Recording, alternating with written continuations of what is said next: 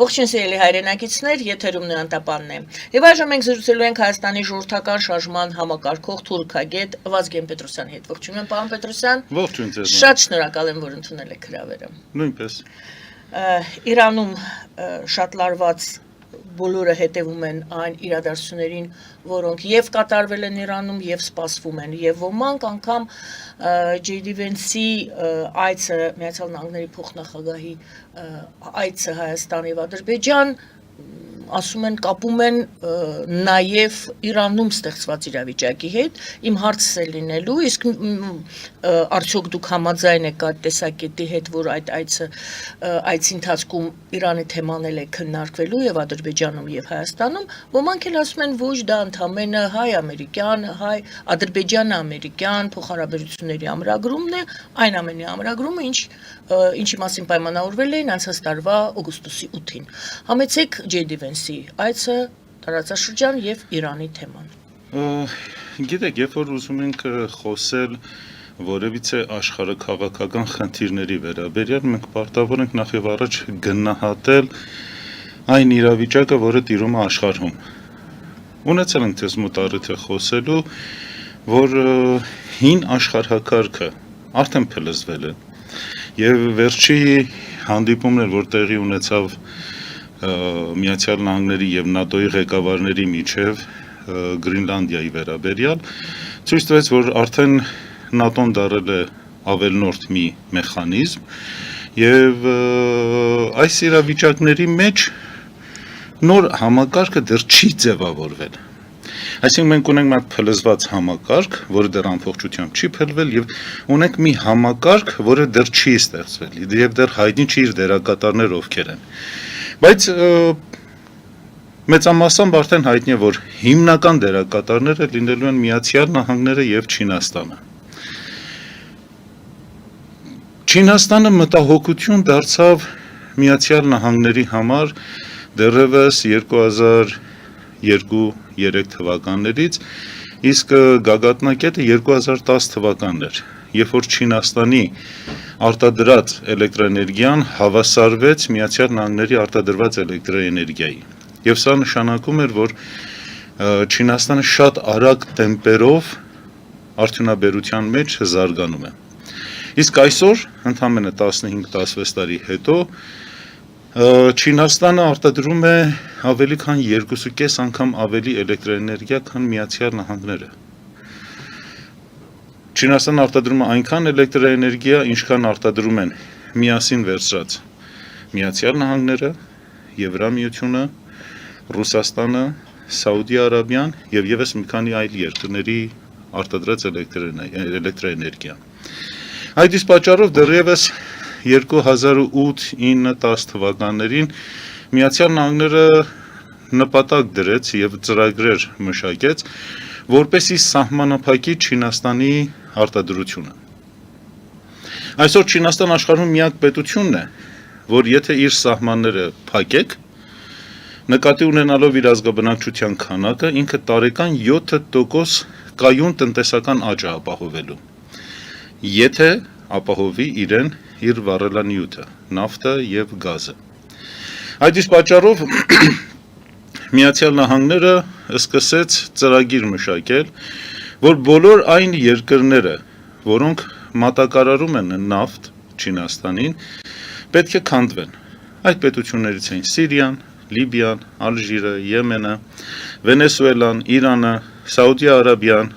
Ռուսաստանը եւ եւս մի քանի այլ փոքր պետություններ։ Խնդիրը ամբողջ նրանում է, որ մեծ խաղադաշտի մեջ, երբ որ նայում ենք իրադարձությանը, Իրանի իշխանությունները իրականության մեջ չեն մտահոգում Միացյալ Նահանգներին։ Միացյալ Նահանգներին մտահոգում է ընդամենը մի բան, այն նավթը, որը որ Իրանը վաճառում է Չինաստանին, դա աշխատացնում է եւ արագացնում է Չինաստանի զարգացման անիվները։ Եվ դրա համար նա ցանկություն ունի դա հնարավորին չափ դանդաղացնի։ Դա է հիմնական պատճառը, որ Միացյալ Նահանգները փորձում է հարվածներ հասցնել եւ քայքայել Իրանը, ոչ թե Իրանի իշխանությունները քայքայի, այլ Իրանը քայքայի։ Իրանը պետք է քայքայվի այնպես ինչպես որ Լիբիան էր, այնպես ինչպես որ Եմենն է, այնպես ինչպես որ Իրաքն է, այնպես ինչպես որ Սիրիան է։ Կներեք։ Եվ պետք է մասնատվի։ Սա է խնդիրը։ Եթե չէ երբևիցե որևիցե արևմտյան պետության վերջի 500 տարվա ընթացքում չի հետաքրքրել ոչ ժողովրդավարությունը, ոչ էլ ժողովուրդների կյանքն ու ապրուստի ձևերը։ Դրանք բոլորը եղել են պատրվակներ այլ պետությունները քանդելու եւ քայքայելու համար։ Նույն պարագան է նաեւ Իրանինը։ Պարզապես Իրանի պարագայում Միացյալ Նահանգները գործ ունի մի պետության հետ, որ ունի 1,670,000 քառակուսի կիլոմետր տարածք։ Այսինքն պետություն է, որտեղ որ ունի ռազմավարական խորություն։ Եթե Միացյալ Նահանգները 2002-ից 2003 թվականին պատրաստվում էր հարձակվեր Իրաքի վրա եւ կուտակեց ավելի քան 250,000 զորք եւ հարձակվեց Իրաքի վրա, Միացյալ Նահանգները շատ լավ հասկանում է, որ Իրանի վրա հարձակվելու համար, խոսքը ցամաքային հարձակման համար է, իրեն պետք է նվազագույնը 1 միլիոն զորք, որպեսզի կարողանա ներթափանցել Իրանի տարածք։ Ցամաքային առումով։ Ուստի այն ամբողջ բեմականացումը, որը ներկա դրությամբ կատարվում է Միացյալ Նահանգներում եւ Միջին Արևելքում, ունի այլ նպատակ։ Ինչ է ուզում Միացյալ Նահանգները։ Նախ եւ առաջ մի բան հստակեցնենք, քանի որ չափից ավելի շատ են խոսում Թրամփի մասին, բայց ով է Թրամփը։ Անձ, որը ղեկավարում է Միացյալ Նահանգները ընդամենը 4 տարվա համար։ Իսկ Միացյալ Նահանգները գերհզոր պետություն է, որը ծրագրեր է իրականացնում 15, 20, 30, 50 տարվա համար։ Ուստի Միացյալ Նահանգներում որևիցե նախագահ, որևիցե լուրջ դերակատարում չունի։ Եվ իրենք ուղղակիորեն իրականացնում են այն ամբողջ ծրագիրը, որը իրենց դիմաց դրված է։ Հիմա Միացյալ Նահանգների էլիտան եւ իրենց ուղեղային կենտրոնները իշխանության են բերել մի մարդու, որը կոչվում է Դոնալդ Թրամփ, որը իր բնավորությամբ բիզնեսմեն է, առևտուրանող է, իսկ առևտուրանողը ռիսկ չի սիրում։ Եվ քանի որ ռիսկ չի սիրում, ինքը իրականացնում է որոշակի ագրեսիվ քաղաքականություն, իսկ երբ տեսնում է, որ կարող է դրանից ինքը վնասվի, ինքը անմիջապես նահանջում է։ Դրա օրինակները շատ ենք տեսել։ Հիմա այսպիսի մարդը իր դիմաց դրվել է Իրանի քայքայման ծրագիրը։ Իրանի քայքայման ծրագրի համար իրենք փորձեցին շատ տարբեր ձևեր։ Իրան աշխարհի միակ պետությունն է այսօր, որը ավելի քան 46 տարի, 47 տարի գտնվում է Միացյալ Նահանգների ծանր սանկցիաների տակ եւ իր գոյությունը պահպանել է։ Մի կերպ ճիշտ կարծես Իրանը արդեն իմունիտետ է ձեռք բերել ճնշումների։ Երկրորդ կարևոր խնդիրը, որ կա, նա է, որ Իրանի քայքայման համար իրենք ունեն մի քանի ծրագիր։ Առաջի ծրագիր իրենց է նաև, որ հարվածել Իրանին իր ռազմական ղեկավարությանը եւ կրոնական ղեկավարությանը։ Կրոնական ղեկավարի Խամենեի սպանությունը կարող է ժամանակավորապես վակուում ստեղծի Իրանի վերնախավում։ Եթե Միացյալ Նահանգները սպանի կամ առևանգի կամ ինչ-որ կերպ չեզոքացնի երկրի առաջնորդին, ռազմական վերնախավին եւ մի շարք այլ բարձրաստիճան սպայակազմին, դա կբերի ժամանակավոր քաոսի եւ այս քաոսի ժամանակ իրենք պիտի փորձեն իրենց ներքին եւ դրսից Իրան ներխուժած մարտիկների միջոցով ստեղծել անկայունություն, այնպես ինչպես որ մենք տեսանք հունվարի 8-ին եւ 9-ին։ Այդ միջադեպը մեզ մոտ ամբողջությամբ չվերլուծվեց եւ դրա հիմնական պատճառը նա է, որ Հայաստանում մեր լրատվամիջոցները հիմնականում հենված են արևմտյան եւ մասամբ ռուսական լրատվամիջոցների տեղեկատվությանը, որը տարածվում է։ Իսկ ոչ մեկը եւ ոչ մյուսը անաչառ չեն։ Իսկ Հայաստանում մենք չգիտենք, ունենք դեսպանատուն, չունենք դեսպանատուն, դեսպան կա, չկա, ինչ է անում, Հայաստանում էլ կառավարություն չունենք, որ կարողանա ճիշտ գնահատի իրավիճակը եւ ներկայացնի հանրությանը ու նաեւ Հայաստանի Հանրապետության համար մշակի կարճաժամկետ եւ երկարաժամկետ ծրագրեր։ Այդ իսկ պատճառով մեզ մոտ պարզ չդարձավ, թե ինչ է տեղի ունեցել։ Շատ լավ եւ շատ մոտիկից իմանալով իրանցիների հոգեբանությունը եւ մտածելակերպը, իմ տպավորությունը հետեւյալն էր, որ երբ դեկտեմբերի 27-28-ին սկսեց խաղաղ ցույցերը Իրանում, Իրանի խորքային իշխանությունը, խորքային կառավարությունը ստեղծեց մի իրավիճակ, որ ամերիկացիները իրենց զինապահեստում ունեցող զենքերը ավելի շուտ անեն կրակեն, քան այն ժամանակ, որ իրենք պատրաստ չեն։ Եվ Իրանի իշխանությունները հրահրեցին, որ ամերիկացիները իրենց ծրագիրները արագացնեն, երբ որ իրենք տարածաշրջանում ոչ մի ռազմական ուժ չունեին։ Թրամփը Միացյալ Նահանգներից գոռում էր, ասում էր՝ դուք սկսեք, օգնությունը հասնում է։ Օգնություն չհասավ ժողովրդին, բայց ինչ եղավ, տեղի ունեցավ կոտորած։ Այն մարդիկ, ովքեր որ զինյալ խմբավորումները դուրս էին եկել հրապարակ, իրենք հետագայում, ով որ ձերբակալվել էր, բոլորը անխտիր ասում էին, որ իրենց հրաման էր տրված կրակել հասարակ քաղաքացիների վրա, որպեսզի սպանությունների եւ մահվան թվի աճը պատճառ հանդիսանա, որ մնացած ժողովուրդն էլ դուրս գան։ Սա մի մեթոդաբանություն է, որը Միացյալ Նահանգների Քիփթաուն համալսարանում մշակվել էր դեռ տարիներ առաջ, դեռևս 1980-ական թվականներին, եւ մեխանիզմը հետեւյալն էր, որ փոքր ռազմականացված խմբավորում ստեղծի քաոսային իրավիճակ եւ այս փոքր ատամանիվը պետք է ավելի մեծ ատամանիվ աշխատացներ, որը Իրանի պարագայում չստացվեց։ Ուստի Միացյալ Նահանգները ստիպված ելավ անցնել իր փլան B-ն։ Փլան B-ն նա էր, որ հնարավորին չափ չթողնել իր գոյություն ունեցող միջուկները Պարսկաստանում վնասվեն։ Այդ իսկ պատճառով իրենք ակտիվացրեցին Starlink-ը,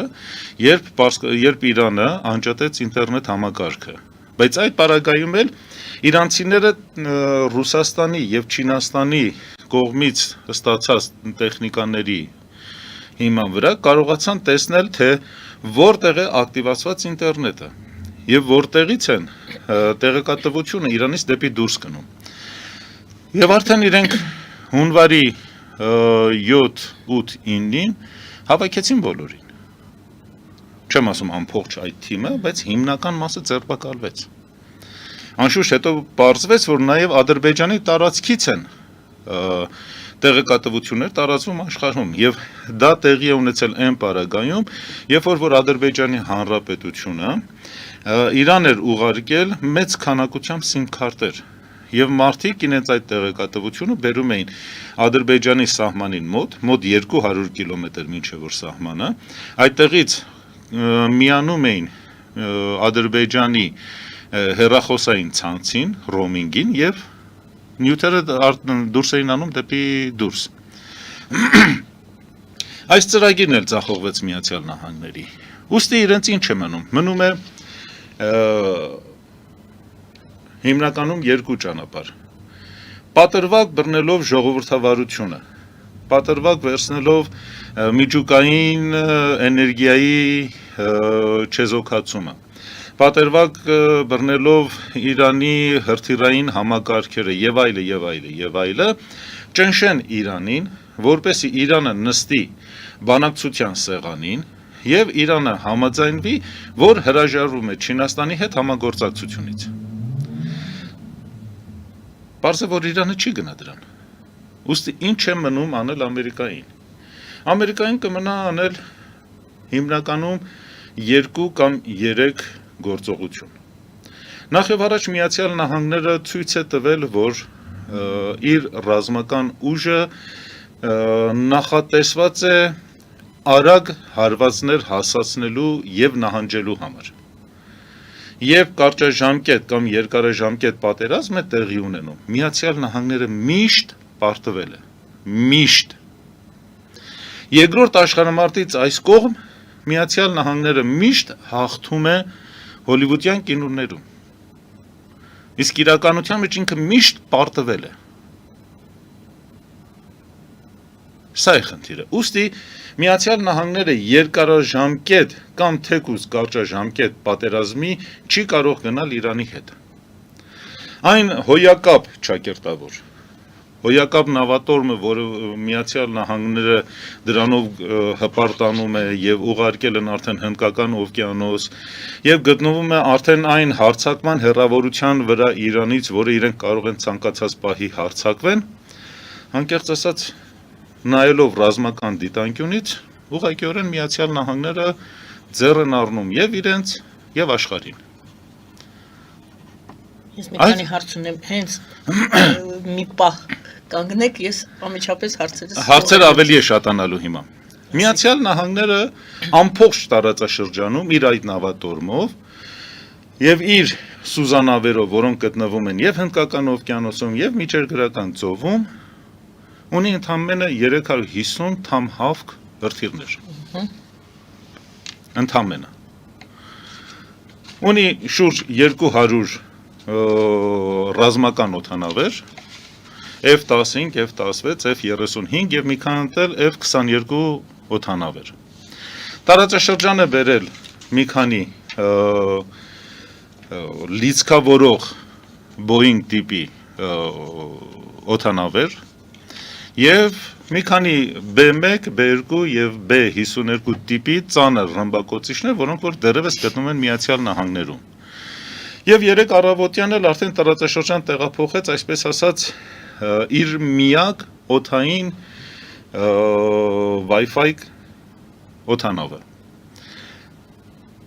Եվ շուրջ 40,000 զորք։ Ինչ է կարող անել Ամերիկան։ Իրականության մեջ ոչինչ։ Որը ձեր ասած 1 միլիոնը չէ, որը պետք է։ 1 միլիոն դա նաև կարճաժամկետ մեկ շաբաթյա պատերազմի համար է։ Իսկ եթե հարվածել, ինչպես դուք եք ասում, հարվածել եւ նահանջել։ Գիտեք, իրենք դիվերսիոն խմբեր Իրանում շատ ունեն։ Քանի որ Իրանը մոտ 9000 կիլոմետր սահման ունի եւ աշխարհի միակ պետությունն է, որը նույն ժամանակ ունի 15 երկրի հետ ծովային եւ ցամաքային սահման։ Ուստի Միացյալ Նահանգները իմ կարծիքով իրականացնում է բլեֆ։ Քանի որ հարվածել Իրանի քաղաքական, կրոնական, ռազմական ղեկավարությանը անկանխատեսելի հետևանքներ ունի բոլորի համար։ Բլեֆը նպատակ պետք է, ճիշտ է։ Միանշանակ։ Միջև հիմա ինչ էր տեղի ունենում։ Միջև հիմա առերևույթ Սաուդիա Արաբիան, Օմանը, Իսրայելը, բոլոր պետությունները, ովքեր որ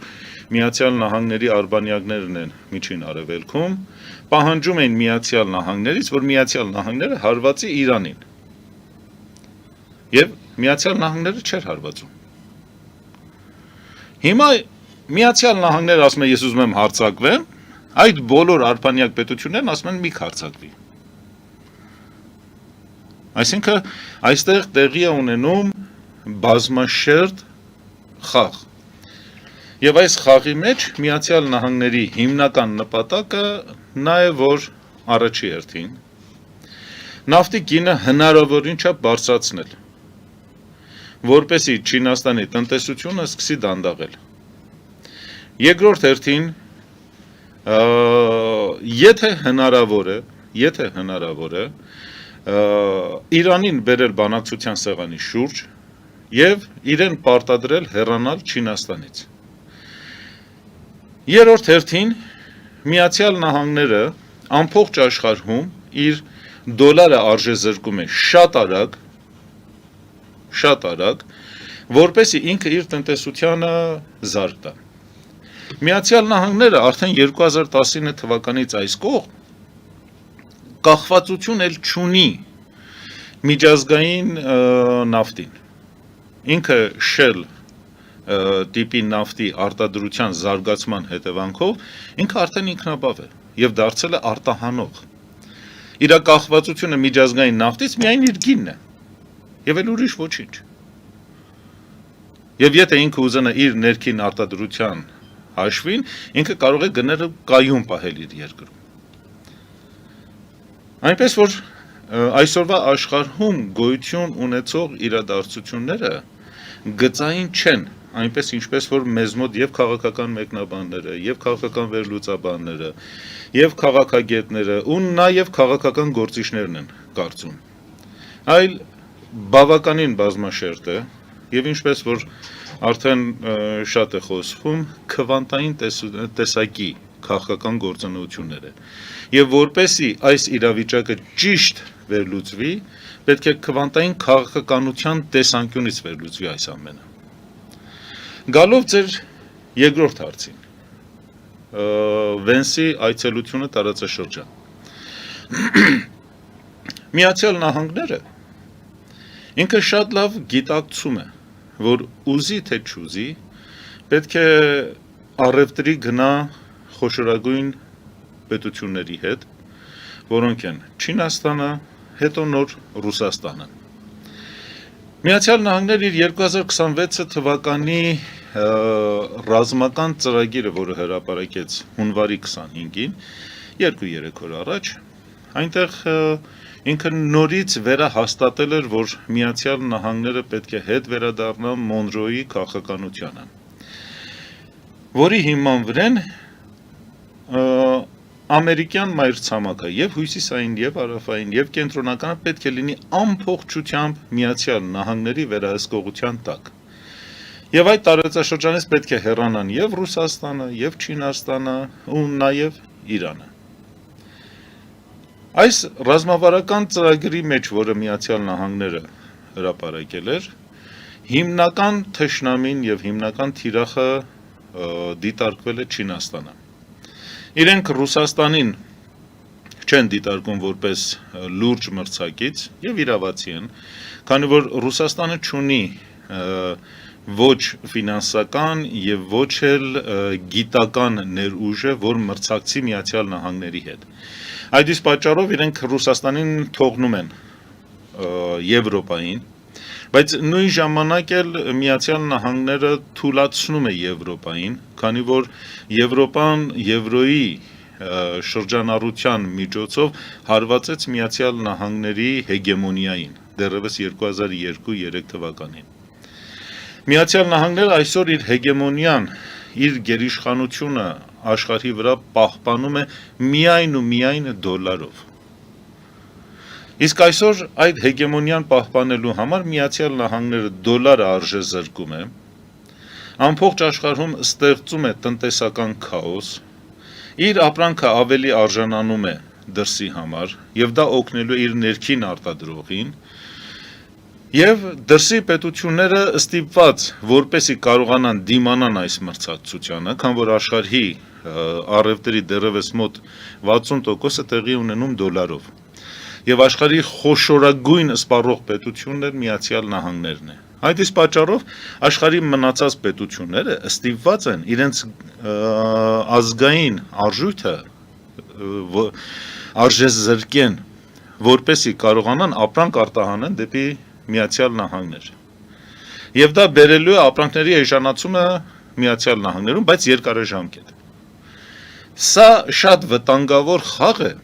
որը սկսել է Միացյալ Նահանգների Ֆեդերալ ռեզերվը, եւ այս խաղի միջոցով ոսկու գինը շատ կտրուկ փուչիկի նման փչվում է եւ մեծանում է։ Արդյունքում եվրոպական պետությունները, ինչպես Գերմանիան, Ֆրանսիա եւ մնացած Ֆրանսիան չէ, կներեք, Գերմանիա եւ մնացած եվրոպական պետությունները, որոնց հիմնական ոսկու պահուստը գտնվում է Ֆեդերալ ռեզերվում Միացյալ Նահանգներում, իրենք եւ քաղաքականապես, եւ տնտեսապես, եւ ամեն ինչով կախվածություն են ունենալու Միացյալ Նահանգներից։ Այսինքն Միացյալ Նահանգները այսօր շատ բազմաշերտ խաղ է խաղում, որի արդյունքում ամբողջ աշխարհը պետք է տիրի քաոս։ Եվ այս քաոսը շատ բնական է։ Իսկ եթե մենք դիտարկենք այն տեսակետը, որ Եվրոպան մինչև որ այսօր համարվում է Միացյալ Նահանգների մրցակիցը, ուստի այստեղ խնդիր է առաջանում։ Արդյոք որևիցե մեկը կօգնի իր մրցակցին հզորանանալու համար։ Պարզ է, որ ոչ։ Ուստի որոշակի ծրագրեր որպես բլեֆ Միացյալ Նահանգները նետում է աշխարհին։ Դուք միգուցե հիշեք, որ դեռևս 1980-ական թվականներին, երբ Ռոնալդ Ռեյգանը եկավ իշխանության գլուխ Միացյալ Նահանգներում, Միացյալ Նահանգները սկսեց խոսել աստղային պատերազմի մասին։ Եվ դրա նպատակը այն էր, որ սովետական միությունը, խորհրդային միությունը սկսի մի միֆի վրա գումարներ ծախսի եւ իր տնտեսական վիճակը ավելի ծանրացնի։ Եվ այդպես քանդվեց սովետական միությունը։ Հիմա Միացյալ Նահանգները Թրամփի լեզվով հայտարարում են ոսկյա գմբեթ պաշտպանական համակարգը, որ անցյալ տարի հունվարի 25-ին ստորագրեց, մի տարին լրացավ, ոչ մի առաջխաղացում չկա, քանի որ դա միֆ է։ Այդ միֆերից մյուսը, որը ստեղծվել է մեզ համար, մեր եւ կենտրոնական Ասիայի տարածաշրջանի համար, դա Թրամփի ուղին է։ Սա էլ է միֆ։ Միֆ է, որպեսի Միացյալ Նահանգները հետագայում կարողանա կենտրոնական Ասիան եւ Անդրկովկասը ավելի թանկ վաճառի կամ Ռուսաստանին, կամ Չինաստանին։ Սա է խնդիրը։ Վենսը գալիս է տարածաշրջան, միայն ասելու, որ դուք ապրանք եք։ Մնացած բոլոր խոսակցությունները, եթե նայում ենք լուրջ քաղաքագիտական տեսանկյունից, ուղղակիորեն խոսքեր են։ Եվ էլ ուրիշ ոչինչ։ Ոչինչ։ Եթե Միացյալ Նահանգները ուզում է իր հեգեմոնիան պահպանել աշխարհում եւ մասնավորապես Միջին Արևելքում պետք է տեղի ունենա պատերազմներ։ Ուստի ոչ մի ծրագիր չկա Միացյալ Նահանգներում, որի խորքում ընկած լինի խաղաղություն։ Չի կարող լինի։ Միացյալ Նահանգները ինքը իր դեմ չի աշխատի։ Պարոն Պետրոսյան, այժմ գովազդ եմ հայտարարում եթերում եւ պատրաստ եղեք հարցերին պատասխանել։ Ես շնորհակալ եմ։ Շատ իհարկե երկու հարցերից էլ պատասխանեցիք, պարզապես հարցեր Պարզապես շատ հարցեր առաջացրեցիք, ավելի շատ հարցեր, քան սկզբանե կար։ Սիրելի բարեկամներ, գովազդը եթերում, մնացեք մեզ հետ։ Ֆելիչե ժամանակակից ատամնաբուժական կլինիկա։ Այստեղ հարմարավետությունն ու խնամքն առաջնային են։ Այստեղ կիրառվում են ատամնաբուժական ամենաժամանակակից տեխնոլոգիաներ, ճշգրիտ ախտորոշում, արդյունավետ բուժում, նուրբ փորձառություն եւ անհատական մոտեցում։ Սկսած սովորական մանրուքներից մինչև առաջադեմ ընթացակարգեր, այստեղ դուք գտնվում եք բարձր որակավորում ունեցող եւ փորձառու ատամնաբուժական մասնագետների ձեռքերում։ Մեր բարեկամական եւ հյուրընկալ անձնակազմն այստեղ է յուրաքանչյուր այցը հաճելի դարձնելու համար։ Ֆելիչե, ձեր առողջ եւ ամենաերջանիկ շպիտը սկսվում է այստեղից։ Եկեք եւ բացահայտեք նորարարության փորձագիտության եւ կարեկցանքի կատարյալ համադրությունը։ Վաճառվում է գերմանական հնաոճ դաշնամուր 1892 թվականի արտադրության ֆոն Մուրբախ։ Գտնվում է գերազանց վիճակում։ Կինը 15000 ԱՄՆ դոլար։ Հեռախոսահամար 094 115 310։ Երևան փոստը Գրանադա Հյուզում տեղեկացնում է։ Դրամական փոխանցումներ 1%-ով։ Օդանավով 1 փաունդը 2.99։ Նավով Ուղարկեք մեկ արկղ, երկրորդ արկղը անվճար։ Ավտոմեքենաների փոխադրում անհավատալի արժեքներով։ Ինչպես նաև կահույք եւ մեծ չափի բեռների փոխադրում։ Jackpot հագուստի խանութը երկրորդ մասնաճյուղն է բացել Գլենդելի սրտում, որտեղ կարող եք ձեռք բերել եվրոպական եւ ամերիկյան ընտիր հագուստեղեն, կոշկեղեն, աքսեսուարներ, պայուսակներ ամենահարմար արժեքներով։ Նաև կարող եք ցանկացած ապրանք պատվիրել եւ ձեռք բերել կարճ ժամանակում։ Jackpot-ի Գլենդելի հասցեն է 1135 North Pacific Avenue, հեռախոս 818 813 2252։ Jackpot հագուստի լավագույն կենտրոնը Գլենդելում։ 60-ից ավելի ճանաչված եվրոպական բրենդների ինքնատիպ, չկրկնվող եւ մատչելի ընտրանին Fortuna Home and Country House խանութ սրահում։ Նորավոճ սպասք եւ կահույք հորեկա բնագավառի համար, տեքստիլ, տնտեսական ապրանքներ, ամեն ինչ գեղեցիկ կյանքի համար։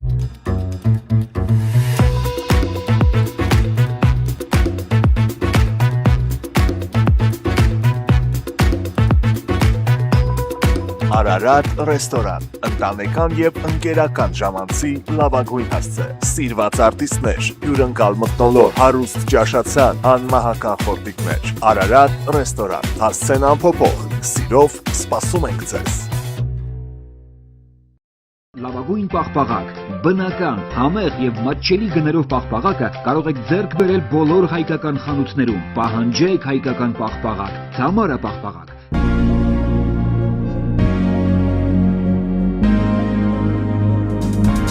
Տպագրեք ձեր գիրքը նոյան տապան տպագրատանը, ինչպես նաև թերթեր, ամսագրեր, բուկլետներ եւ այլն։ Հասցեն քաղաք Երևան, Իսահակյան 28 առաջին հարկ։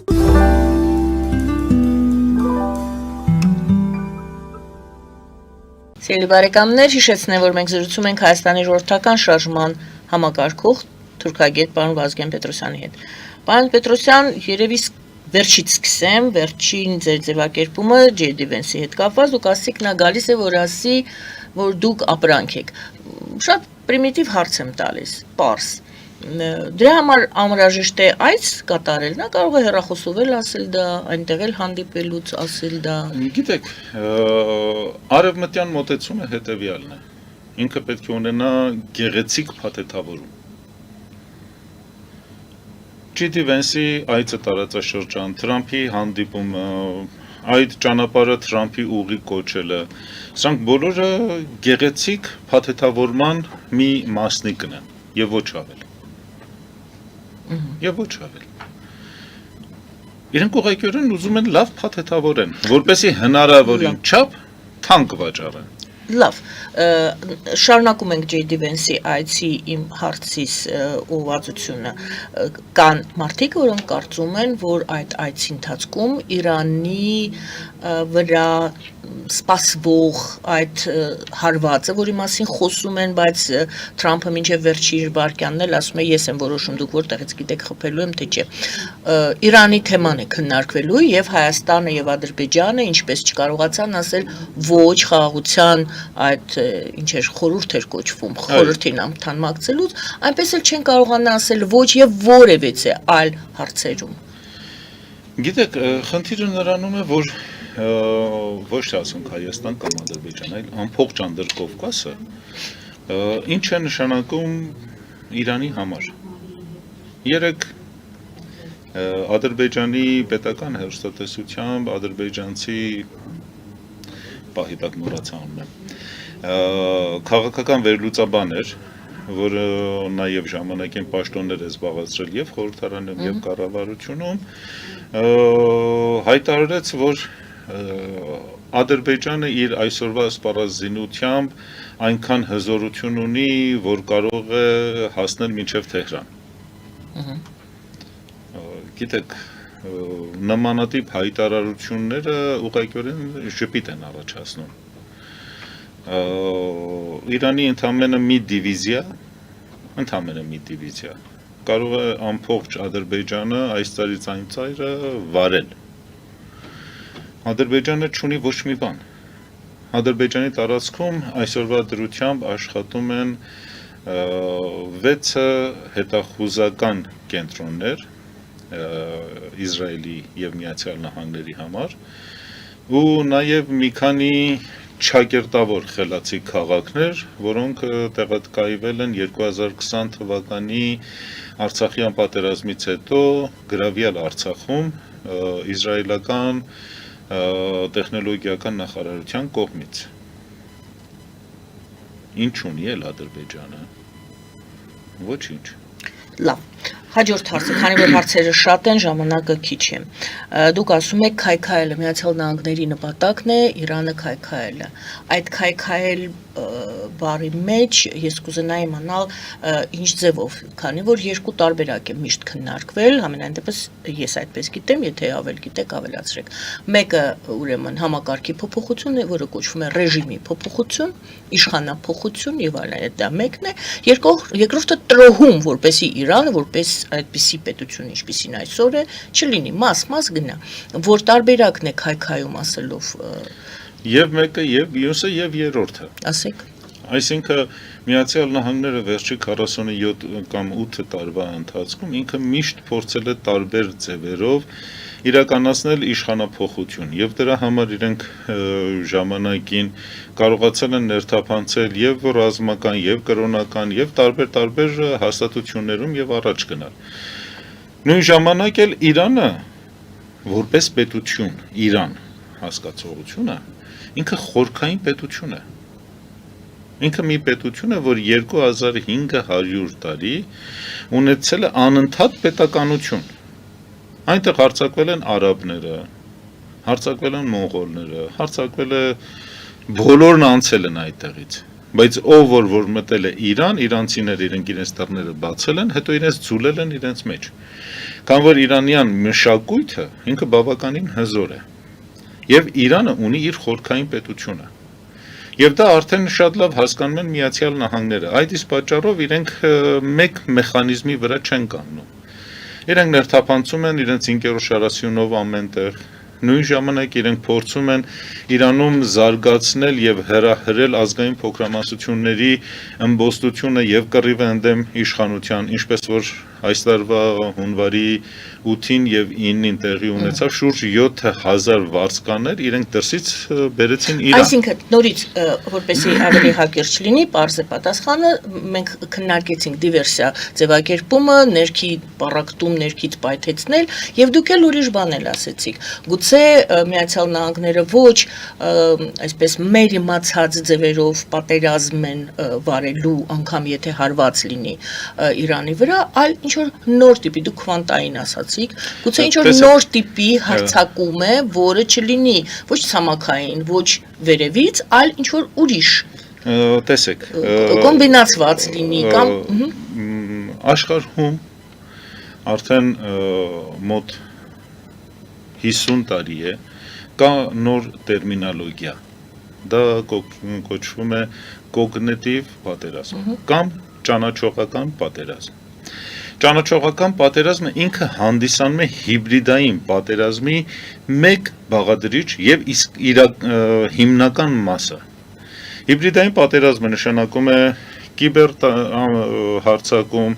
ահաբեկչական գործողություններ, տնտեսական շրջափակումներ, ռազմական շրջափակումներ, քաղաքական միջամտություն եւ ճանաչողական պատերազմ։ Ճանաչողական պատերազմի միջոցով կարողանում են թշնամու եւ բարեկամի կերպարը փոխել։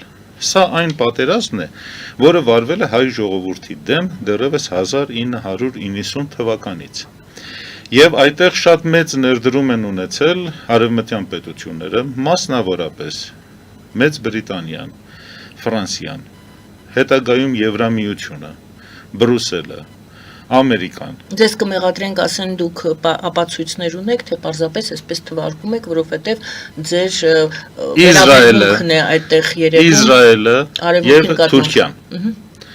Ցանկացած ժողովուրդ կարող է չճանաչել իր բարեկամին,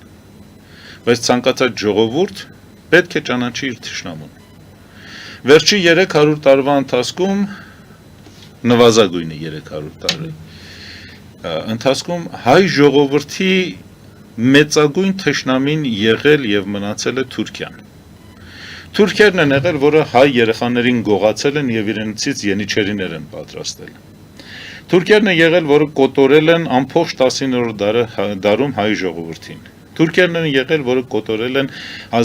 իրականացրել 1908-ից մինչև որ 1923 թվականը հայոց ցեղասպանությունը։ Թուրքերն են եղել, որը գրավել են Արևմտյան Հայաստանը եւ հայաթափել են եւ այնտեղ ամբողջ հայկական մշակութային ժառանգությունը ոչնչացրել են։ Թուրքերն են եղել, որը կազմակերպել են Բաքվի ջարդերը։ Թուրքերն են եղել, որոնք կազմակերպել են Նախիջևանի հայաթափումը։ Թուրքերն են եղել, որոնք կոտորել են 1990 թվականին հայերին Բաքվում եւ Սումգայիթում։ Թուրքերն են եղել, որը հայաթափեցին Արցախը։ Իսկ այսօր շնորհիվ այդ արևմտյան պետությունների թուրքերը դառնում են բարեկամ, որի մեջ շատ մեծ դերակատար ունի այսօրվա իշխանությունները, որը ամբողջությամբ կատարում է արևմտյան ծրագրեր։ Այսինքն ճանաչողական պատերազմը սա է, երբ թշնամին դառնում է բարեկամ, եւ ազգը, ժողովուրդը չի կարողանում տարբերակել թշնամուն բարեկամից։ Եվ բարեկամի ու թշնամու դերակատարումը փոխվում է։ Նույն ճանաչողական պատերազմը կիրառվում է նաև Իրանում։ Միայն ի տարբերություն Իրանի, մեզ մոտ չկան մասնագետներ, որոնք խոսեն այդ պատերազմի մասին եւ այդ պատերազմների հետևանքների մասին։ Սա է խնդիրը։ Մեր մոտ պետական համալսարանը մի քանի քոր կոպեկի համար ամեն ինչը վաճառում է դրսին եւ կատարում է արևմտյան բոլոր ծրագրերը։ Մի քանի քոր կոպեկի համար փոխում են հայ ժողովրդի պատմությունը։ Մի քանի քոր կոպեկի համար լրատվամիջոցները հարձակվում են ամենայն հայոց կաթողիկոսի եւ հայոց եկեղեցու վրա։ Մի քանի քոր կոպեկի համար ժամանակին հարձակվում էին արցախցիների վրա։ Եվ սա ներքին քայքայում է։ Նույն մեթոդաբանությունը կիրառվում է նաեւ Իրանում։ Պարզապես այնտեղ կա հզոր կենտրոնական իշխանություն, որը չի թողնում դա տեղ հասնի, կամ մասամբ է տեղ հասնում։ Իսկ մեզ մոտ սկսած Լևոն, Ռոբերտ, Սերժ, Նիկոլ բոլորը եղել են այդ ճանաչողական պատերազմի հիմնական դերակատարները հայ ժողովրդի եւ Հայաստանի դեմ։ Սա է խնդիրը։ Քանի որ շատ քիչ ժամանակ է մնում, 3 րոպե է մնում, շատ հարցեր չեմ կարողանում տալ, գուցե մենք հետագայում մեկ անգամ եւս հանդիպենք, քանի որ շատ տարողունակ է թեման, միայն այս վերջին թեմային անդրադառնանք։ Այլ ընտրանքը ո՞րն եք տեսնում Հայաստանի համար։ Հայաստանի համար այլ ընտրանքը Այո, Թուրքիայի հետ հարաբերությունների բարելավման ցանկացած ազգ ինքն է որոշում իր ճակատագիրը։ Իսկ իր ճակատագիրը որոշելու համար ինքը պետք է ունենա գրագիտություն, ոչ թե գրաճանաչություն, այլ պետք է լինի գրագետ։ Եթե հայ ժողովրդի Հայաստանի դպրոցներում, համալսարաններում եւ բոլոր գիտական բուհերում սկսեն գրագիտությունը զարգացնել, ուրիշ ոչ մի բան, մեր ժողովուրդը այնքան իմաստուն է, որ կարող է շատ հանգիստ տարբերակել ամեն ինչը։ Եվ քանի որ ինքը միշտ եղել է նախաձեռնող, ինքը կարող է շատ հանգիստ այս ամբողջ փոթորկոտ աշխարհում նավավարել եւ դուրս գալ այս վիճակից նվազագույն կորուստներով։ Դա վաղվա եւ մյուսօրվա օժն է, այսօրվա մասին էի հարցնում նաեւ։ Կներեք, երեխան ծնվում է 9 ամսվա ընթացքում։ Դուք ոչ մի բան այսօր չեք կարողանի եւ 35 տարի ոչինչ չեք արել։ Եվ 35 տարի շարունակաբար քանդել եք։ Դրա համար էլ Նիկոլը որոշել է, որ մեր ապագա սերունդն էլ ոչնչացնի, որպեսզի արևմտյան ծրագրերը մեր տարածաշրջանում իրականություն դառնան։ Ուրիշ ոչ մի բան չկա։ Ձեր ասած ձևակերպումը հետևյալն է, քան շատ քիչ է ժամանակը ցավոք սրտի։ Դուք ասում եք այո,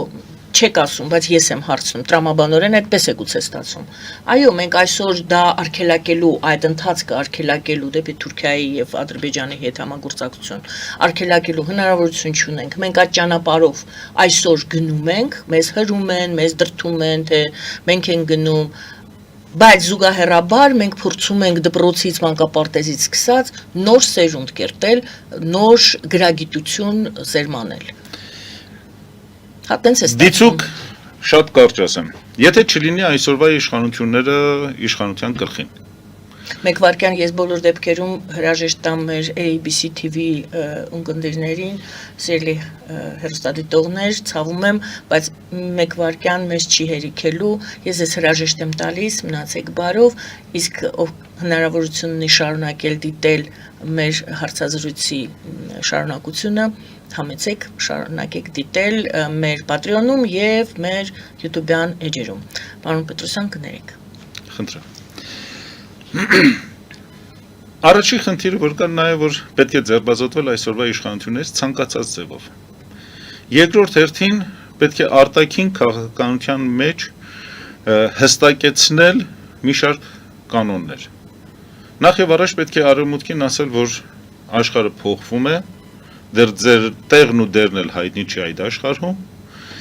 եւ մենք պատրաստ չենք ցանկացած գլորվող քարի հետ գլորվել ներքև։ Այսօր Ռուսաստանն էլ է գլորվում ներքև։ Այսօր ամբողջ աշխարհը գահավիժում է, բայց արդյոք դա նշանակում է, որ մենք էլ պետք է գահավիժենք մինչև վերջ, թե մենք ունենք ինչ-որ հնարավորություններ եւ չգահավիժենք նույն արագությամբ այն ինչը որ վեր ենք այդ հնարավորությունը այսօրվա մասին։ Սփյուռքը։ Սփյուռքը։ Մեր ազգային ինքնագիտակցությունը 21-րդ դարը քաղաքակրթությունների բախման դար է։ Այն մարդիկ, այն ժողովուրդներն են կարող գոյատևել այդ ամեն ինչին, ովքեր որ կարճած են իրենց հզոր քաղաքակրթությունից։ Սա բնական երևույթ է։ Մենք չի պիտի մեր փրկությունը փնտրենք Հայաստանից դուրս։ Մեր փրկությունը Հայաստանում է։ Իսկ մեր պարանները, որը օգնելու են, որ մենք չխորտակենք, դա Սփյուռքն է։ Դրա համար Նիկոլը Հայաստան-Սփյուռք հարաբերությունները ամբողջությամբ խորտակեց։ Եվ այդ խորտակումը սկսեց Լևոն Տեր-Պետրոսյանը։ Ռոբերտը շարունակեց, Սերժը շարունակեց, Նիկոլը Սերժյանը նախարարություն էր ստեղծել։ Ձևական նախարարություններ ստեղծել, որպեսի ընդամենը նշան դնեն եւ ասեն, որ մենք կանք, դա ավելի շատ վնաս է հասցնում, քան թե օգուտ։ Դժբախտաբար Սփյուռքի նախարարությունը երբեք չունեցավ որևիցե ծրագիր սփյուռքահայության համար։ Եվ դրա ամենավառ օրինակը այն էր, երբ Իրաքից եւ Սիրիայից տասնյակ հազարավոր հայեր եկան Հայաստան եւ մեծ մասը գնացին։ Ինչ էր անում այդ նախարարությունը։ Ոչինչ։ Ուստի թող այդ թոզը բոլորը փչեն իրենց աչքերին եւ չփորձեն խաբել ժողովրդին։ Հետ են գալիս լուծումներին։ Լուծումը հետեւյալն է. պետք է սկսել պահել գոնե այս վիճակը, քանի որ մեր ժողովրդի մեջ չի մեռել գիտակցությունը եւ չենք դարձել աֆրիկյան 100-րդ պետություն, պետք է պահել այս վիճակը եւ տակից նոր սերունդ աճացնել եւ բերել վերել, ովքեր որ կարող են հարցերին մոտենալ բազմակողմանի։ Իսկ այդտեղ շատ մեծ դերակատարում ունի Սփյուռքը։ Որի վրա կարծում եք հենվելով եւ Սփյուռքը Հայաստանի վրա ոչ թե հենվելով, այլ սին էներգիայով առաջ շարժվել։ Մեկը մյուսին օգնելով եւ համագործակցելով։ Եթե կառույցներ չկան, որոնք ապահովում են այդ համագործակցությունը։ Գիտեք, հայությունը ինքը նաեւ խորքային ժողովուրդ է։ Եթե խորքային չլիներ, այսքան հազար տարի չէր կարողանալ դիմանալ աշխարհի բոլոր փոթորիկներին։ Տեսեք, ասում եք Իրանը խորքային պետություն է, որպես պետականություն, Հայաստանը խորքային ժողովուրդ է։ Այո։ Ժողովրդի ուժով ենք մենք պահպանել մեր։ Այո, ժողովրդի ուժով, եկեղեցու ուժով մենք պահպանել ենք մեր գոյությունը այս փոթորկոտ աշխարհում։ Եվ քանի որ մենք խորքային ժողովուրդ ենք, մեզ շատ քիչ բան է պետք, որպեսի արագ վերականգնել եւ գալ ավելի բարձր դիրքեր։ Դա բոլորը շատ լավ գիտակցում են, բոլորը։ Եվ դրա համար է, որ փորձում են հային ստորացնեն հայի միջոցով։ Նիկոլին դրել են այն վերևը, ԿՊ-ին դրել են այդտեղ եւ փորձում են իրենց միջոցով ստորացնել հային։ Հայն էլ իր բնավորությամբ ճիշտ ինքը քրիստոնյա է, բայց կարծես ավելի շատ կոնֆեսիոսի գաղափարախոսության եւ ուսմունքին է տրված եւ այդպես է ինքը շարժվում։ Ինքը համբերում է, ինքը դիմանում է։ Մինչև որ ինչ-որ միտեղ, բայց այդ ինչ-որ միտեղը դժվար է ասել, թե որտեղ է լինելու։ Երման կետ, հա, գույցունի։ Չէ, Երման աստիճան, հա։ Երման աստիճանը ինքը տատանվում է, երբ որ ճնշումը տարբեր է լինում։ Եթե ճնշումը թեթևանում է, երման աստիճանը ավելի իջնում է։ Եթե ճնշումը բարձրանում է, երման աստիճանը ավելի է բարձրանում։ Բայց ասված ոչ անի որ եռա։ Համաձայն եմ, շնորհակալ եմ, բայց եռալուց հետո է դուք ասում եք կանգնում եւ ամբողջ ուժով Այո։ Ուստի գուցե այդ երմանկետին են սպասում, որը վատ է, բայց մյուս կողմից այդ վերջին ձեր հույսը դրա հետ է կապում։ Իմ հույսը չէ, ամբողջ հայ ժողովրդի հույսը դա է։ Ցանկացած գիտակից հայ, ինքը կարողանում է ճիշտ վերլուծել իրավիճակը։ Կներեք։ Դե ընտրությունների օրը կտեսնենք։ Ընտրությունները այդքան դերակատար, տեսեք, ընտրությունները ցուցանիշ չեն։ Բացարձակ ցուցանիշ չեն։ Ընտրությունները միշտ կարող են կեղծվել եւ ոչ մեկը չկա դրա դեմն առնելու։ Մանավանդ հիմա, որ այսօրվա իշխանությունը 100%-ով արևմտյան է, եւ իրենք եթե 1 միլիոն ձայն էլ իօգուտ Նիկոլի լցնեն արկղերում, արևմուտքը կասի, որ ամեն ինչը շատ արդար էր։ Քանի որ Հայաստանին պետք է դեր տնեն զոհասեղանին, այնպես ինչպես որ 19-րդ դարում Բերլինի կոնգրեսի ժամանակ դրեցին, այնպես ինչպես որ Սևրի պայմանագրի ժամանակ դրեցին, այնպես ինչպես որ բոլոր պայմանագրերի ժամանակ դրել են զոհասեղանին եւ մորթել են։ Եվ երբեք արևմուտքը դրա համար պատասխանատվություն չի կրել։ Բարի, մենք ունենք մեկ հեռախոսազանգ, վաղուց է սպասում հեռուստադիտողը, ընդունենք։ Այո, լսում ենք ձեզ, բարև ձեզ։ Ալո։ Բարև ձեզ։ Բարև պարոն Պետրոսյան։ Ողջունում ձեզ հեռավորքնդելից։ Պարոն Պետրոսյան, ես միշտ զգոն եմ ցանկացած տեսակի ռուսական նարատիվների, որոնք այսօր ողողել են Հայաստանը, այդ թվում այն գաղափարը, որ արևմուտքի քաղաքականությունը ուղղված է Հայաստանի դեմ։ Սա փորձենք բարձել արդյոք դա ճիշտ է, թե ոչ։ Դուք նշում եք, որ արևմուտքի այդ հիբրիդային ծրագրերը ուղղված են Հայաստանի դեմ։ Ես իբաղ ասեմ, որը ես բազմիցս նշել եմ նույն տապանի եթերում, 3 կամ 4 տարի առաջ դուք գործում եք ջերմուկը եւ արևմուտքը փրկեցին ես կզույց եվրոդիտողներով եւ հետագայում Բլինքենի զանգերով եւ 3 տարի շարունակ չի եղել եթե մեկ ներխուժում Ադրբեջանը արդեն վերցնում է Սյունիքը այդ բանից հետո այլևս որևէ ներխուժում չի եղել ասացեք խնդրեմ եթե արևմուտքի նպատակն է վնասել Հայաստանին ինչու նրանք արդյոք թույլ տվեցին որ Ադրբեջանը վերցնի Սյունիքը ինչու նրանք փրկեցին Սյունիքը Շնորհակալություն Նախ եւ առաջ Արևմուտքի հիբրիդային պատերազմի բուն թիրախը նաեւ որ Միացյալ Նահանգները պետք է հաղթի այսօրվա աշխարհում փոփոխվող աշխարհում եւ պետք է զբաղեցնի գերակա դիրք Եվ եթե մենք դիտարկում ենք խնդիրը այդ տեսանկյունից, այդ ժամանակ մենք կարող ենք շատ պարզ բացատրել այն ինչը որ տեղի ունեցավ։ Արևմուտքը օժանդակեց Ադրբեջանին եւ Նիկոլին, որպեսզի հայաթափի Արցախը։ Դա փաստ է։ Վերջիվերջո 2020 թվականի օգոստոսի 1-ին ՀԱՊԿ-ը առաջարկել էր Հայաստանի Հանրապետությանը, որպեսզի համատեղ զորավարժություններ անցկացնեն սեպտեմբերի 15-ից մինչև հոկտեմբերի 15-ը։ Եվ օգոստոսի 1-ին Նիկոլը հրաժարվեց այդ զորավարժություններից, պատճառաբանելով, որ կովիդ է Հայաստանում եւ չի կարող նմանատիպ բան թույլ տալ։ Սա փաստ է։ Հրապարակվել է այդ փաստաթղթերն էլ։ 2020 թվականի մասին։ 2020 թվականի օգոստոսի 1-ի մասին է խոսքը։ Ինչ որ կապված է ջերմուկին, դուք կարծում եք 2007 թվականին, երբ ստորագրվում էր Բաքու-Ջեյհան նավթամուղը, եւ այդտեղ ներկա էր Էրդողանը, Ալիևը, BP ընկերության տնօրինությունը եւ Միացյալ Նահանգների նավթային ընկերությունները, այդտեղ մեկ հատ քարտեզ էին իրենք հրապարակել, որտեղ որ Հայաստանից առանձնացված էր Արցախը եւ այն միջանցքը, որի մասին այսօր խոսում են եւ կոչվում է Թրամփի ուղի։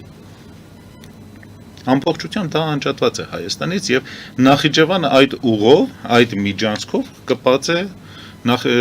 Ադրբեջանին։ Ադրբեջանը հարձակվեց ջերմուկի վրա, ջերմուկի ջրային ռեսուրսների համար, Սև լիճի համար։ Եվ այնտեղ ինքը իր խնդիրը լուծեց։ Մնացած տեղերում էլ լուծեց։ Հերոստատիտողի հարցներ Միացյալ Նահանգները կանգնեցրեցին։ Իրենք չեն կայունացրել ոչ մի բան։ Իրենք պատերազմը հրահրեցին, պատերազմում հաղթեց Ադրբեջանը, իրենք օգնեցին Ադրբեջանին, որպեսի հաղթի պատերազմում, Նիկոլին Հայաստանում իշխանության գլխին բերելով։ Այսինքն դուք ասում եք Ռուսաստանը ուզում էր զորավարժություն անել, ուզում էր օգնել Հայաստանին 2020 թվականին։ Տեսեք, 2020 հրաժարվեց, իսկ Արևմուտքը 2020 թվականի փետրվարի 18-ին, փետրվարի 18, 2020 թվական։ Հայաստանի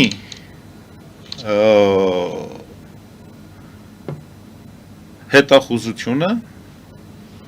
արդեն ասել էր, որ տեղի ունենալու պատերազմ։ Քանի որ այդ օրերին Սիրիայից վարձկանները տեղափոխվել էին Ադրբեջան, շուրջ 3 տասնյակ, եւ այնտեղ իրենք եկել էին սահմանամերձ գոտի, Արցախի եւ Ադրբեջանի սահմանամերձը, եւ դիտարկումներ էին անցկացրել, հետ էին վերադարձել եւ մի քանի օր հետո սկսել էին իրենք մարդկանց հավաքագրել Սիրիայում, որտեղ որ Միացյալ Նահանգների կողմից քրդական ուժերը ունեին գերակա դիրք։ Եվ այն վայրերում, որտեղ որ Թուրքիայի կառավարությունը արդեն վերցել էր իր վերահսկողության տակ։ Սկսեցին զորքեր հավաքագրել Արցախ տեղափոխելու եւ Արցախյան պատերազմի համար։ Սա փաստ է։ Այդ փաստի մասին նաեւ խոսել է հանրային հեռուստատեսությունը 2020 թվականին։ Այդ փաստի մասին նաեւ խոսվել է Ազատության ռադիոկայանով 2020 թվականի ապրիլի 25-ի իր եթերում։ Ռուբեն Սաֆրաստյանը, թուրքագետը, այդ մասին խոսել է։ Այսինքն բոլորը գիտեին, որ տեղի է ունենալու պատերազմ։ Բոլորը գիտեին։ Դավիթ Տոնոյանից սկսած գիտեին։ Եվ ոչ մեկը կներեք, եւ ոչ մեկը ոչ մի բան չարեց։ Իսկ Նիկոլը հոկտեմբերի 3-ին հրամանագիր ստորագրեց, որպեսի Արցախի զորքերը չհամալրվեն հայկական բանակով։ Սա բոլորը գիտեին։ Թարմացման կարիք կա, թարմացնեն։ Եվ դրա հետ մեկտեղ ինչ արեց Միացյալ Նահանգները։ Միացյալ Նահանգները ոչինչ չարեց։ Միացյալ Նահանգները դեկլարատիվ ցուցադրական հայտարարություններով ընդհանրապես հանդես եկավ։ Եվ այն պատերազմը, որը իրենք էին պարտադրել մեզ, իրենք օրինականացրեցին, օգնելով, որպեսի Հայաստանի ընդդիմությունը խաղա այն խաղը, որը Նիկոլին կպահեր իշխանության գլխին։ Ռուսաստանն ինչ արեց այդ ընթացքում։ Ռուսաստանը ոչ մի բան չի անում։ Ոչ Ռուսաստանը եւ ոչ Իրանը իրենք ոչինչ չեն անում։ Դա ես ձեր եթերում առիթ ունեցել եմ ասելու։ Ռուսաստանը ինչ ունի Հայաստանում։ Դա ասել եմ ձեզ մոտ 2020 թվականին։ Ռուսաստանը Հայաստանում չունի ոչ մի հասարակական կազմակերպություն, Ռուսական տունը կամ չգիտեմ Մոսկվայի տունը, որ Երևանում են, հայտնի չի ինչով են զբաղված։ Բայց կազմակերպություններ չեն ռուսական։ Կներեք, դա Ռուսաստանի կառավարության խնդիրն է։ Իմ խնդիրը որպես հայ հետևյալն է, որ ես կարողանամ տարանջատել իմ բարեկամը եւ թշնամին։ Ռուսաստանը ոչինչ չարեց։ Պատերազմի մասին է խոսում։ Պատերազմի մասին ենք խոսում։ Ռուսաստանը ոչինչ չարեց։ Իրանը այն ժամանակ թույլ տվեց, որ մի գունդ ադրբեջանական զորք շրջանցի մտնի Արաքսի գետը եւ շրջանցի ու շրջապատի Հադրութը եւ Հադրութ քաղաքը ընկավ։ Արևմուտքը քար լռություն պահպանեց, քանի որ իր սրտով էր այդ ամեն ինչը, եւ իրենք շատ լավ գիտեին ու գիտակցում էին, որ Ռուսաստանը պատրաստվում է հարձակվել Ուկրաինայի վրա։ Եվ իրենց պետք էր, որ ստեղծեին երկրորդ, երրորդ ճակատ, կամ եթե այնտեղ Ռուսաստանը առաջ խաղացում է ունենալու, գոնե այստեղ լինի թույլ։ Եվ իրենք մտցրեցին այստեղ ՆԱՏՕ-ին, Թուրքիայի տեսքով։ Նորից վերադառնանք հերոսադիտողի հարցին, Ջերմուկ Սյունիք, ինչի Միացյալ Նահանգները այնուամենայնիվ կանգնացրեցին Ադրբեջանի առաջխաղացումը։ Իրենք ոչ մեկը չեն կայնացրել։ Ջերմուկում կայնացրեցին առաջխաղացումը հայ զինվորի եւ հայ սպայի միջոցով։ Տեսեք այդ օրվա վիդեոները, որոնք որ կան համացանցում դեռ։ Հայերը շամպես սատկացրել են ադրբեջանցիներին։ Իսկ Հայաստանի իշխանությունները ինչ արեցին, այն սպային, ով որ գերեվարել էր ադրբեջանական զորքեր,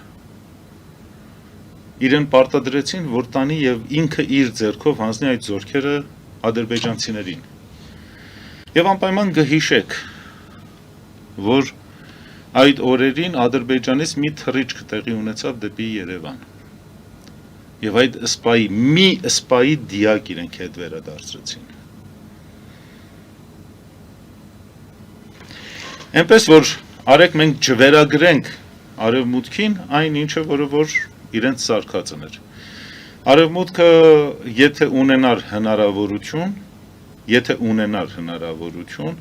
իսկապես կպոկեր Սյունիքը եւ կտար։ Այդ հնարավորությունը չի բացառվում, որ տեղի ունենա վաղը, երբ Իրանը քայքայվի։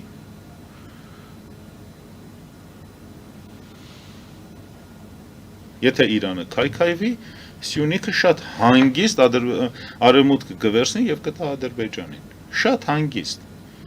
Հետո այդ ժամանակ ինչ եք ասելու Միացյալ Նահանգներում նստած հայեր։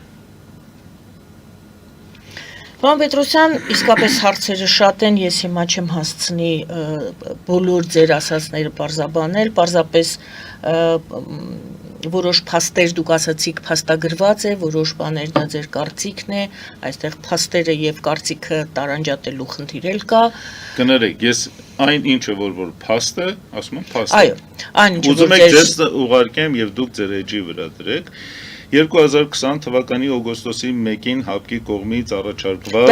25000-ականոց զորքի տեղակայումը Հայաստան եւ սեպտեմբերի 15-ից մինչեւ հոկտեմբերի 15-ից զորավարժությունները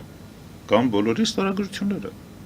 Բարի պարոն Պետրոսյան, մենք արդեն պետք է ավարտենք ցավոք սրտի։ Մենք շարունակենք մեր զրույցը, կարծում եմ թեման մենք չենք փակել։ Ամենայն դեպս ես հայտարարում եմ չփակված այս թեման։ Շնորհակալ եմ։ Երբ հրավիրեք պատրաստ եմ։